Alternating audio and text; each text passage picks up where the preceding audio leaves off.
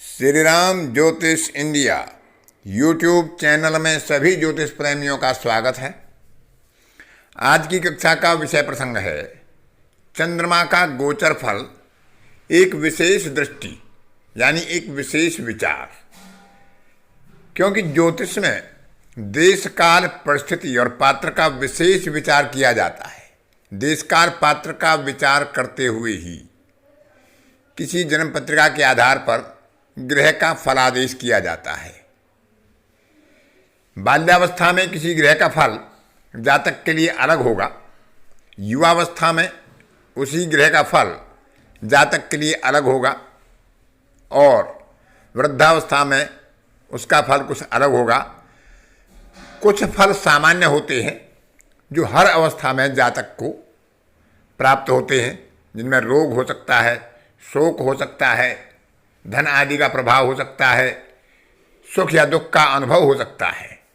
लेकिन कुछ फल ऐसे अवश्य होते हैं जो विशेष अवस्था में ही उपयोग में लिए जाते हैं।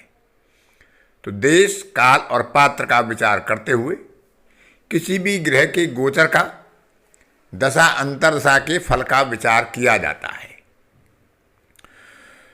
तो चंद्रमा के गोचर का विभिन्न ग्रहों की स्थिति से क्या फल होता है वह आपको पहले ही बताया जा चुका है। तो आज चंद्रमा के गोचर के रूप में ये अंतिम विषय है कि चंद्रमा के गोचर का विचार देश काल पात्र के आधार पर हम कैसे करें।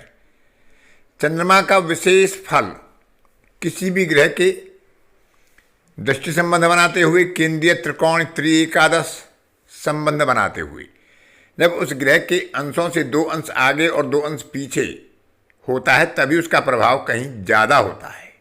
चंद्रमा क्योंकि मन का कारक है और मन में अचानक परिवर्तन हो जाना किसी ग्रह विशेष से उसके गोचर का ही प्रभाव होता है। तो कुछ ऐसे ही सूत्र आपको बताएंगे। क्योंकि यह बहुत बड़ा विषय है तो एक आधार आपको देने का प्रयास करूँगा। बाकी ग्रहों के कारकत्व के आधार पर, ग्रहों की स्थिति के आधार पर आप स्वयं उसका निर्णय कर सकेंगे। तो आज की कक्षा में हम ये बताएंगे कि चंद्रमा के गोचर का किसी ग्रह विशेष से देशकाल पात्र और परिस्थिति के आधार पर क्या प्रभाव पड़ता है। तो विचार करते हैं चंद्रमा के गोचरीय प्रभाव को। एक बात और ध्यान में रखें कि किसी भी ग्रह का विशेष प्रभाव अपनी नीच राशि के स्वामी और उच्च राशि के स्वामी से और उच्च नीच राशियों से, भाव से, जब उन्हीं ग्रहों के निकट में होता है तो वह प्रभाव कहीं ज़्यादा दृष्टिगोचर होता है। जैसे सूर्य का प्रभाव मंगल और शुक्र से अधिक प्रभावी दिखाई देता है, इसी प्रकार चंद्रमा का भी शुक्र और मंगल से ही अधिक प्रभाव दिखाई देता है। क्योंकि चंद्रमा जहाँ मंगल की राशि में नीच होता है, सूर्य मंगल की राशि में ही उच्च होता है। और शुक्र की राशि में चंद्रमा उच्च होता है तो शुक्र की दूसरी राशि तुला राशि में सूर्य नीच होता है। तो मंगल और शुक्र के ऊपर से सूर्य और चंद्रमा के जो गोचर होते हैं उनके अंशों के निकटतम होते हैं, वह कहीं अधिक प्रभावशाली हो जाते हैं। चंद्रमा का गोचर यदि शुभ स्थिति में हो तो विद्यार्थियों के लिए रचना निर्माण के कार्य में रुचि जागृत करता है। कलाकृति का निर्माण, कला आदि के क्षेत्र में, चित्रकला आदि बनाने में उसको रुचि प्रदान करता है, उसकी एकाग्रता की वृद्धि करता है और अपनी विद्या कार्यों में वह सफलता भी हासिल करता है। मन की एकाग्रता बढ़ती है और अपने अध्ययन में उसकी रुचि बढ़ती है। यदि यही शुभ गोचर युवा वर्ग के लिए होगा तो विपरीत वर्ग से मैत्री, उनसे वार्ता या सहयोग का लाभ जातक को प्राप्त होता है। रचना निर्माण के कार्य में उसकी रुचि भी बढ़ती है और सांसारिकता में, भोग वृत्ति में भी उसकी रुचि बढ़ती है। धन आदि का सदुपयोग ऐसा जातक वस्त्र आभूषण आदि के लिए कर सकता है। यह गोचर विशेष रूप से जब शुक्र के ऊपर से हो रहा हो, शुक्र से त्रिकोण संबंध बना रहा हो, शुक्र से त्रिएकादश संबंध बना रहा हो, तब इसका प्रभाव अधिक देखा जाता है। इसी प्रकार से वृद्ध जनों के लिए या प्रौढ़ व्यक्तियों के लिए यदि शुक्र के ऊपर से चंद्रमा का शुभ गोचर हो रहा हो तो ऐसे जातक की मनोरंजन के साधनों में रुचि होती है, उसकी स्वादिष्ट भोजन में रुचि होती है, स्वादिष्ट भोजन का उसे लाभ भी होता है, किसी वस्त्र आभूषण उपहार आदि का लाभ होता है, मन प्रसन्न रहता है और दूसरों का भी मार्गदर्शन करने में ऐसा वृद्ध व्यक्ति एक अपने आप को सफल महसूस करता है और वह दूसरों की मदद करके अपने आप को भी आत्मसंतुष्ट चाहता है। इसी प्रकार से यदि यही गोचर अशुभ स्थिति में होता है तो विद्यार्थी वर्ग की एकाग्रता को भंग करता है या कम करता है, विद्या में अरुचि पैदा करता है, व्यक्ति के मन में विचारों का आवागमन ज़्यादा होता है और अपने कार्य पर ध्यान नहीं दे पाता है। युवा वर्ग के लिए यदि अशुभ गोचर होता है चंद्रमा का शुक्र के ऊपर से तो मित्रों से विरोध, विपरीत वर्ग के प्रति विरोधाभास या विवाद की स्थिति पैदा होती है। और यहाँ पर यदि राहु आदि का प्रभाव भी गोचरवश हुआ तो ऐसा जातक अनुचित मार्ग का अनुसरण कर सकता है, उपयोग कर सकता है, जिससे उसका मान सम्मान भंग हो सकता है। वृद्ध व्यक्तियों के लिए यहाँ पर यदि अशुभ गोचर होता है तो मन बेचैन होता है, भोजन में अरुचि होती है, स्वादिष्ट भोजन भी जातक को अच्छा नहीं लगता है, संबंधों में तनाव होता है, सब कुछ सुख होने के बाद भी मानसिक संतुष्टि या मानसिक सुख जातक को प्राप्त नहीं होता है। चंद्रमा और शुक्र दोनों ही स्त्री ग्रह हैं, दोनों ही भोग प्रवृत्ति के और धन के कारक ग्रह हैं, तो इन बातों का विशेष विचार गोचरवश कर लेना चाहिए। एक ही नक्षत्र में निकटतम युति बनाए हुए दो या दो से अधिक ग्रह जब होते हैं तो वहाँ पर चंद्रमा का विशेष प्रभाव दृष्टिगोचर होता है, यदि वे दोनों ग्रह एक ही तत्व के और एक ही प्रवृत्ति के होते हैं।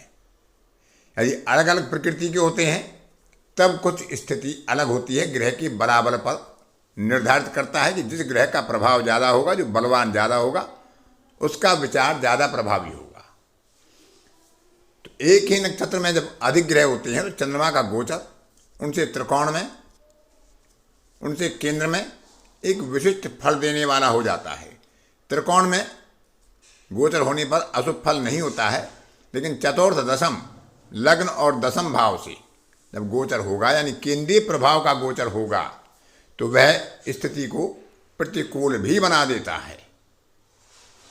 किसी महिला के 4 ग्रह एक ही नक्षत्र में थे तो हर सप्ताह गलतफहमी के कारण अपने परिवारजनों से उसके पारिवारिक विवाद हो जाते थे और यह स्थिति लगभग हर सप्ताह जब चंद्रमा का गोचर उन चारों ग्रहों के ऊपर से गुजरता था या उनसे केंद्रीय प्रभाव बनाता था, उनके चतुर्थ में, दशम में या सप्तम में चंद्रमा का गोचर होता था तो ऐसी स्थिति बनती थी।